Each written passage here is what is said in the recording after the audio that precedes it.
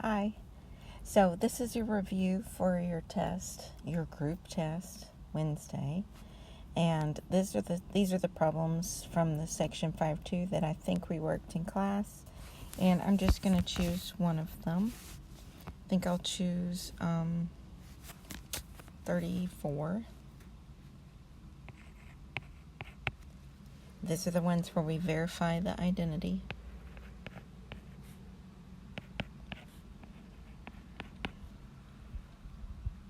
Oh, I think we did 34. Let me choose a different one.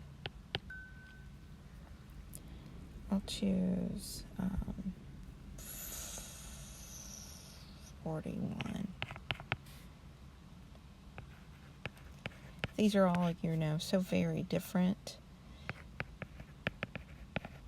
So you would want to try a few of these, but you will have each other. So I don't want you to stress out too much about any of them, because you'll have each other and you have your notebooks.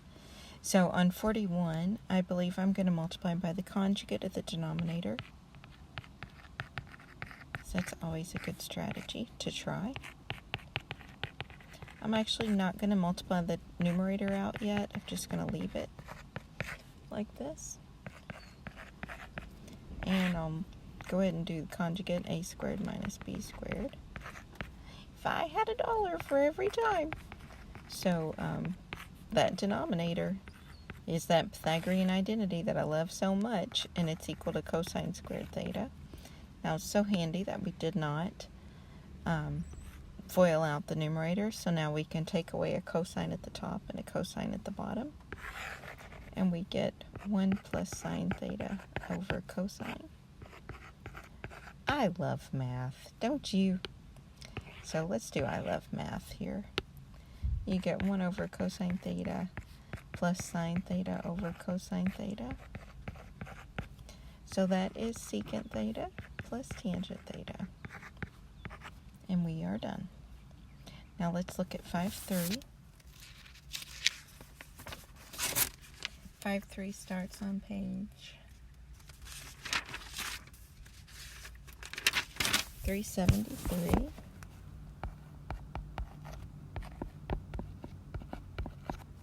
And let's see, we did anywhere from 5 to, we did a bunch of these. 5 to 47 odd. Let's see if we did any on the next page. Yes, we did 61 through 67 odd.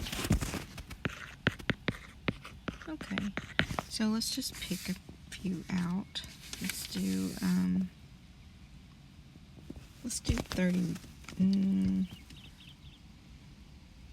Let's do 30.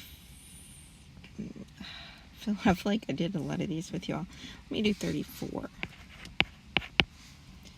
3 cotangent squared x minus 1 is 0. Let's get cotangent by itself. Let's add 1 and divide by 3. And then let's take the square root of cotangent x, and we get plus or minus. The square root of 1 is 1. Square root of 3 is square root of 3. And before I do any rationalizing, cotangent's not friendly on there, but tangent is. So let's flip it over as the square root of 3 over 1. I guess I should have rationalized cotangent. Now let's unrationalize this, because we can't find square root of 3 and a 1 in the O and the A spot. So it's 3 over square root of 3.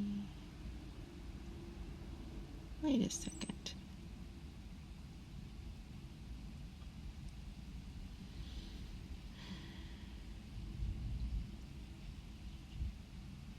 Maybe we can find square root of 3 over 1. Oh, we definitely can. What am I thinking? Square root of 3 and 1 is at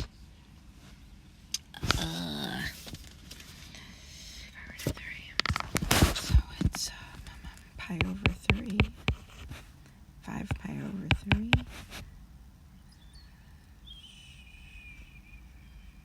2 pi over 3. I'm not going in order, am I? And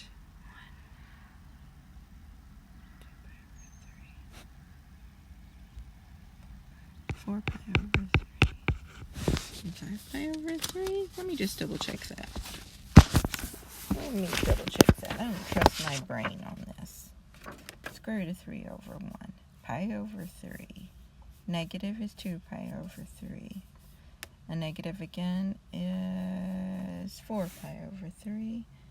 And the positive is 4 pi over 3. And the last negative is 5 pi over 3. Okay, good. I just forgot my over 3. And on 34, they did restrict us to 0 to 2 pi, so those are our answers. And let's do one on this next page, 61 to 67. If you wanted to find 67, cosine x over 2 is square root of 2 over 2.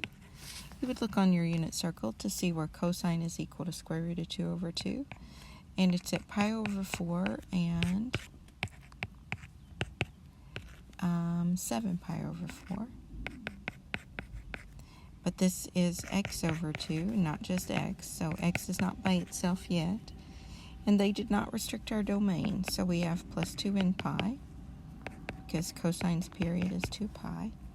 And then we run through and we multiply everything by 2 to get the x by itself. So this answer is pi over 2 plus 4 in pi. And this answer is 7 pi over 2 plus 4 in pi. And I'm happy with this. If you want to work on simplifying that down to one answer, you can. But I'm very happy with that. Okay, let's look at 7.4. Do a few of these. Not 7.4, I'm sorry. 5.4, page 381. We did 9 through 43 odd. And I think we did a few on this page also. Yeah, we did 49 and 51, I believe. Okay, so let's just hit a few of these. Let's see, let's do 12b. They want us to find the exact value of sine 2 pi over 3 plus sine 5 pi over 6. Okay, so before I start looking for the formula, they didn't tell me which one to use. I'm going to rewrite this as sine u plus sine v. Because on all the formulas, u is first and v is second. So when you do that, and then you start looking on your sheet, where is a formula that looks like sine u plus sine v? Sine u plus sine v. That's a sum to product formula. So sine u plus sine v is a sum to product formula. It's the first one. So it's 2 sine u plus v over 2 cosine u minus v over 2. All right, so plugging in our values, that's 2 sine 2 pi over 3 plus 5 pi over 6 over 2 times the cosine 2 pi over 3 minus 5 pi over 6 over 2. Well, that's 2 times the sine of, get a common denominator. That's 4 pi over 6, 9 pi over 6 over 2. Let me go ahead and flip up and multiply by the reciprocal. That's 9 pi over 18. Oh, 9 pi over 18. I'll go ahead and write it like that. And this next one is the cosine of, get your common denominator. 4 pi minus 5 pi over 6 is negative pi over 6 over 2. Flip and multiply by the reciprocal. That is the cosine of negative pi over 12.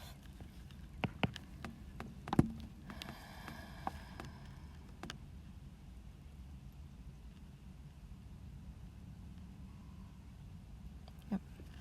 So that's 2 sine pi over 2 minus the cosine of negative pi over 12. This first one is on the unit circle. Sine of pi over 2 is 1. But, oops, this was not a minus. But cosine of pi over 12 is not on there. So, that is as far as I'm able to go, because for you all on your test, all of these angles that we look at will be on our unit circle. You won't have to do any more trig to figure out what angle we could use instead of pi over 12. So it will be friendlier than that. So that is that answer. Let's see what else I should do from 5-4. Let me see.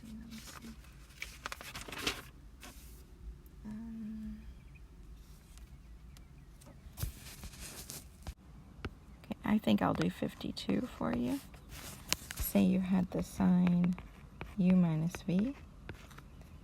So you've got to first off find that formula. So that's sine of the difference, and you find that in the sum and difference formulas. So it's equal to sine u cosine v minus cosine u sine v. Let me just double check my sign there. My SIGN.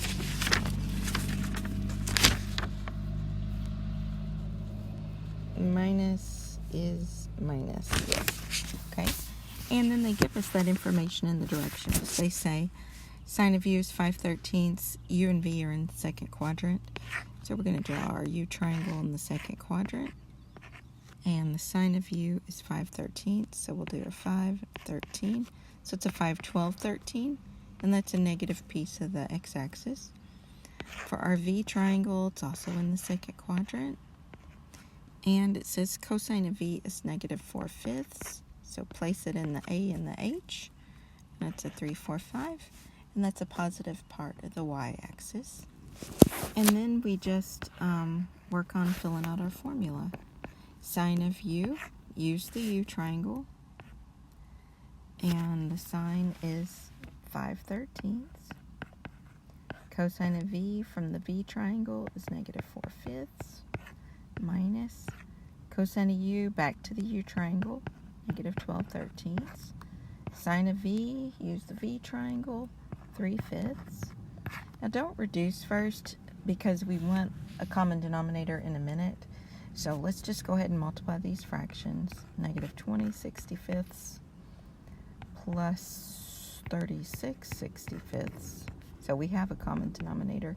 So we're able to add these fractions and get positive 16/65. Okie dokie. Next section, 5-4. No, 5-5. Next to last section. 5.5, page 390. In class, let's see, we worked 11 through 43 odd, and I think we did 47 through just a smattering of these. 47 through 63 odd, maybe. I don't think we did 61 and 63. Let me back that up.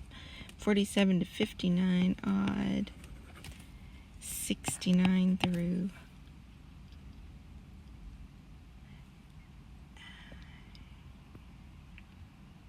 87. Any on this last page? No. Okay.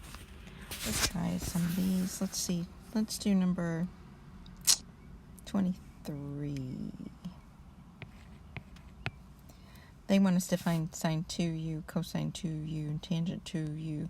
Let's do tangent 2u.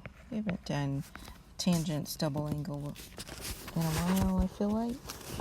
Oh, actually, I think we might have done it in class. 2 tangent u over 1 minus tangent squared u. And 23 gives us information. U is between pi and 3 pi over 2, so u is in the third quadrant. And it says the tangent of u is 1/2, so the O in the A is 1/2. Oh, for the first time in a while, it's not a Pythagorean triple, so we got to work it out. A squared plus B squared is C squared. 1 plus 4 is C squared. So 5 is C squared. So C is plus or minus the square root of 5. Well, C is always positive. So that is that. And when we go to work it out, we'll just do 2. Tangent of u is 1/2 over the square root of 1 minus. Let's take that tangent's value and then square it. Put 2 over 1, so you can mark out those 2's and get a 1 in the numerator, over 1 minus a fourth. So that's 1 over 4/4 minus 1/4, which is 3/4, and multiply by the reciprocal, and you get 4/3. Alrighty. I would also try a half angle formula. Oh, you know what I'm realizing? We did not do any of these. I just didn't. Those are the 2 formulas I did not make it to. So we could try a half angle formula. Let's do 56 together. Let's do cosine u over 2. That half angle formula is the one we had to add by hand because it's not in on our sheet. And it was plus or minus square root of 1 plus cosine u over 2.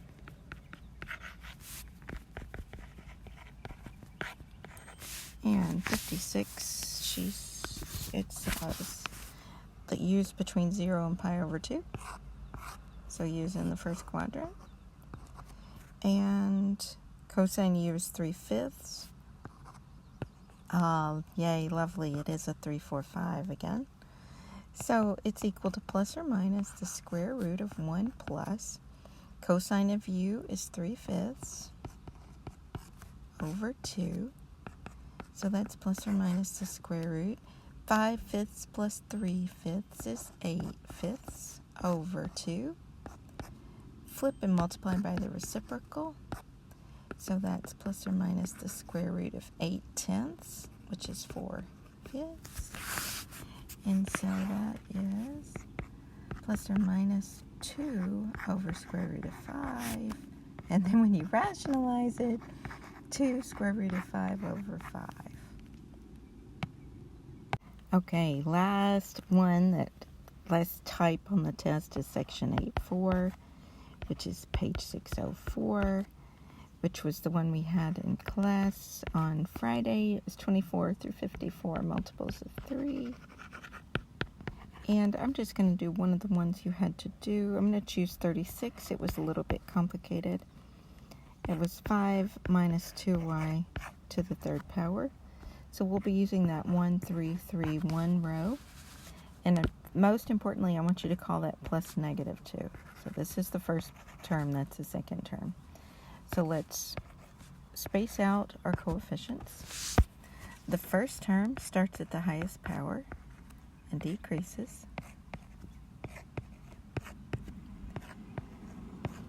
The second term, the negative 2y, starts at 0 and increases.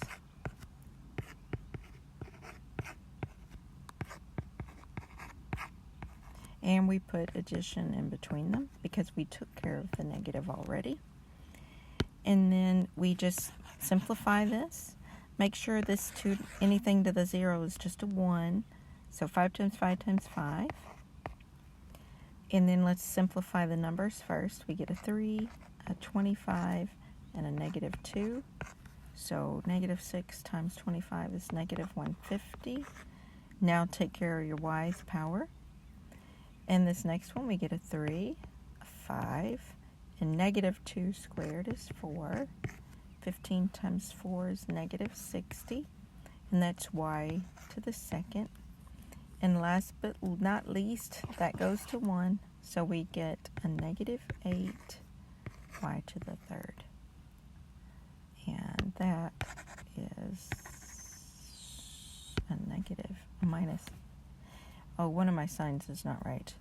Oh, this third term here, that negative 2 squared is a positive 4, so this should be a positive 60.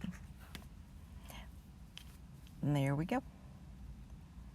So you all will get to work with a group. You can have your notebooks, and I would just try maybe a problem or two from each of these sections I've gone over, but I think we'll be in good shape.